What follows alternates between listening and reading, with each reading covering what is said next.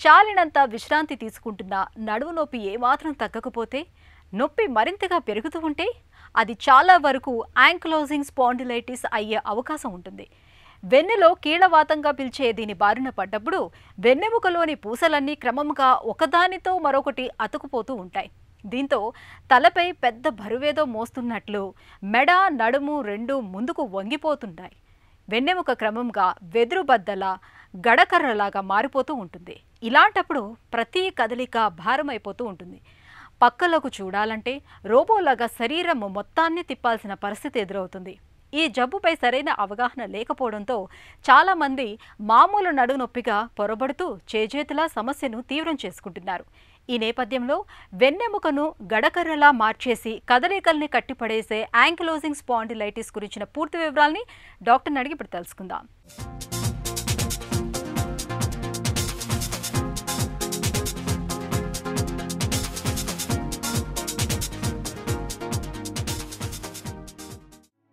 మనం నిటారుగా నిలబడతాం, ముందుకు వంగుతాం, పక్కలకు తిరుగుతాం. ఇలాంటి పనులన్నిటినీ మనం చాలా తేలికగా అలవోకగా చేస్తున్నామంటే అదంతా మన వెన్నెముక చలవే. వెన్నెముకలోని పూసలు చాలా సున్నితంగా, మృదువుగా కదలటం వల్లనే ఈ కదలికలన్నీ మనకు సాధ్యపడుతున్నాయి. మన వెన్నెముక తల నుంచి మొదలై కటి భాగం వరకు పూసలు పూసలుగా ఒక దండలా ఉంటుంది.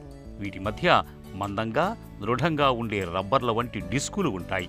ఇవి పక్కకు కదిలిపోకుండా లిగమెంట్లు, టెండాన్లు వాటిని పట్టి ఉంచుతాయి. యాంకిలోజింగ్ స్పాండిలైటిస్ అనేది సరిగ్గా వీటి మీదే దాడి చేస్తుంది. వెన్నెముకలో వాపు ప్రక్రియ స్పాండిలైటిస్ మూలంగా వెన్నెముకలో పూసలు ఒకదాంతో మరొకటి అతుక్కుపోతూ ఉంటాయి. నిజానికిదో రకమైన ఆటో ఇమ్యూన్ డిజార్డర్ అని, కొంతవరకు HLA-B27 జన్యు కారణమని చెబుతారు డాక్టర్లు. యాంకిలోజింగ్ స్పాండిలోసిస్ అనేది ఒక ఆటో ఇమ్యూన్ డిసార్డర్. ఈ ఆటో ఇమ్యూన్ డిసార్డర్లో ఏమవుతుందంటే మన శరీరంలో ఉండే రోగనిరోధక శక్తికి సంబంధించిన కొన్ని యాంటీబాడీస్ ఏవైతే ఉంటాయో అది మన బాడీలోనే అటాక్ చేసి జాయింట్స్లో డ్యామేజ్ చేయడం జరుగుతుంటుందన్నమాట. సో ఈ యాంకిలోజింగ్ స్పాండిలోసిస్లో ఏమవుతుందంటే వెన్నపూసకు సంబంధించిన ఏవైతే జాయింట్స్ ఉంటాయో ఆ జాయింట్స్ని డ్యామేజ్ చేయడం జరుగుతూ ఉంటుంది. సో ఆ డ్యామేజ్ అయిన తర్వాత ఆ రిపేర్ చేసే ప్రాసెస్లో భాగంగా ఆ జాయింట్స్ అన్నీ కూడా ఫ్యూజ్ అయిపోతాయి. సో ఈ బోన్స్ అనేవి ఇండివిజువల్ బోన్స్ మధ్యలో ఉండే మూమెంట్ పూర్తిగా పోయి ఒక ఫిక్స్డ్ బోన్గా, అంటే పైన నుంచి కింది వరకు వెన్నపూసకు సంబంధించిన ఎముకలు ఒక రిజిడ్ బోన్ లాగా తయారవుతాయి. ఇటుకల మధ్య సిమెంట్ వేస్తే గోడ గట్టిపడుతుంది. యాంకిలోజింగ్ స్పాండిలైటిస్ లోనూ ఇదే జరుగుతుంది. వెన్నులో ముందుగా వాపు ప్రక్రియ తలెత్తిన చోట ఎముక క్షీణిస్తుంది. దీంతో శరీరం అక్కడ కొత్త ఎముకను వృద్ధి చేసి మరమ్మత్తు చేయటానికి ప్రయత్నిస్తుంది. ఇది నిరంతరం కొనసాగుతూ రావటం వల్ల పూసలు ఒకదాంతో మరొకటి కలిసిపోతుంటాయి. సమస్య ముదురుతున్న కొద్దీ పూసలన్నీ అతుక్కుపోయి వెన్నెముక వెదురు బొంగులా, గడకర్రలా తయారవుతుంది. దీంతో కదలికలు తగ్గిపోవటం, నడుము నొప్పి వంటివన్నీ బయలుదేరతాయి.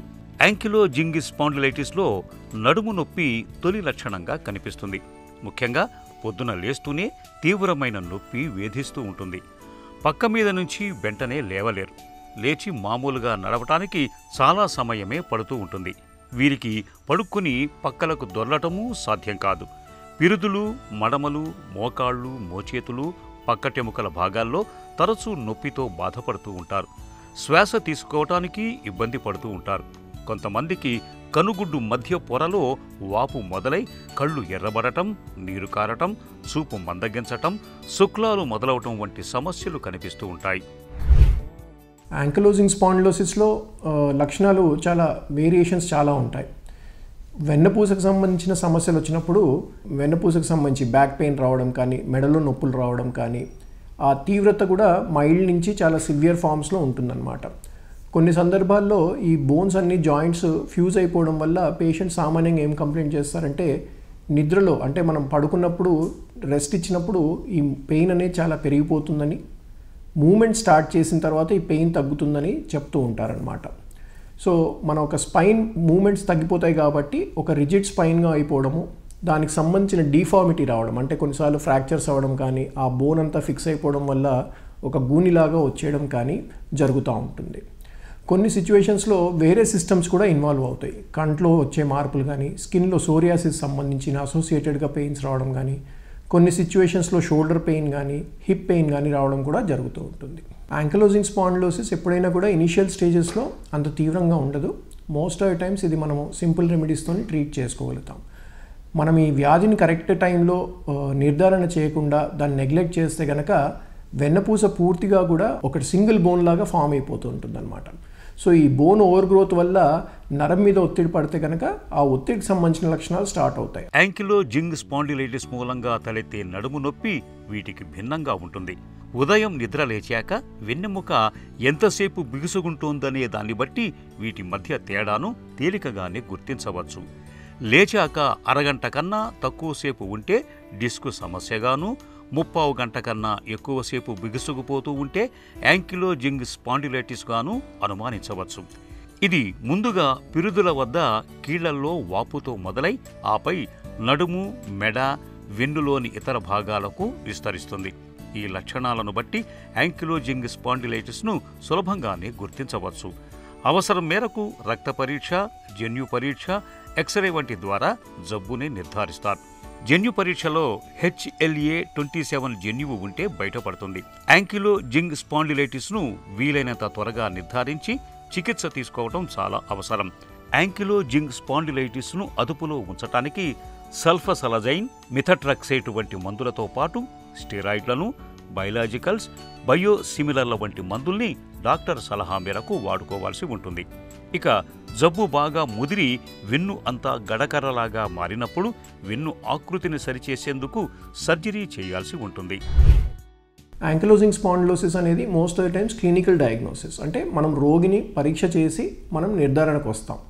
కొన్ని సిచ్యువేషన్స్ ఎక్స్రేతో కానీ, సిటీ స్కాన్ వల్ల కానీ, ఎంఆర్ఐ చేయడం ద్వారా కానీ ఆ బోన్ ఎంత తీవ్రంగా డ్యామేజ్ అయింది, అది ఎంతవరకు పూర్తిగా అతుక్కుపోయిందా, బోన్లో మూమెంట్ ఎంత ఉందనేది మనం నిర్ధారణ చేసుకోవచ్చు. కొన్ని సిచ్యువేషన్స్లో ఈ జబ్బుని నిర్ధారించుకోవడానికి HLA-B27 అనే టెస్ట్ కూడా చేయడం జరుగుతుంది. ఒక జెనెటిక్ టెస్టింగ్ అనమాట. యాంకిలోజింగ్ స్పాండిలోసిస్కి కరెక్ట్ ట్రీట్మెంట్ అయితే లేదు. దీన్ని మనము అవాయిడ్ చేయడానికి కూడా ఉండదన్నమాట. ఇనిషియల్ స్టేజెస్లో ఎప్పుడైతే మనకి ఈ నొప్పులు కానీ ఈ సిమ్టమ్స్ వచ్చినప్పుడు దీనికి యాక్టివ్ మూమెంట్స్ చేయడము, స్విమ్మింగ్ లాంటివి చేయడము, ఎక్సర్సైజెస్ చేయమని చెప్తూ ఉంటాం. స్మోకింగ్ కనుక ఉంటే అవాయిడ్ చేయడం చాలా మంచిది. అంతే తప్ప దీనికి స్పెసిఫిక్ ట్రీట్మెంట్ అయితే దాని జబ్బుని మన శరీరంలో నుంచి బయటికి తీసేసే మందులు అయితే లేవు. యాంకిలోజింగ్ స్పాండిలైటిస్ బాధితులకు జీవనశైలి మార్పులు ఎంతో మేలు చేస్తాయి. నిత్యం గోరువెచ్చటి నీటితో స్నానం చేయటం వల్ల నొప్పుల నుంచి మంచి ఉపశమనం లభిస్తుంది. ఇక బరువును అదుపులో ఉంచుకోవాలి. పొగ అలవాటుకు దూరంగా ఉండాలి. మెడను విరవటం, గట్టిగా మర్దనలు చేయటం తగదు. దిండు సౌకర్యవంతంగా ఉండేలా చూసుకోవాలి.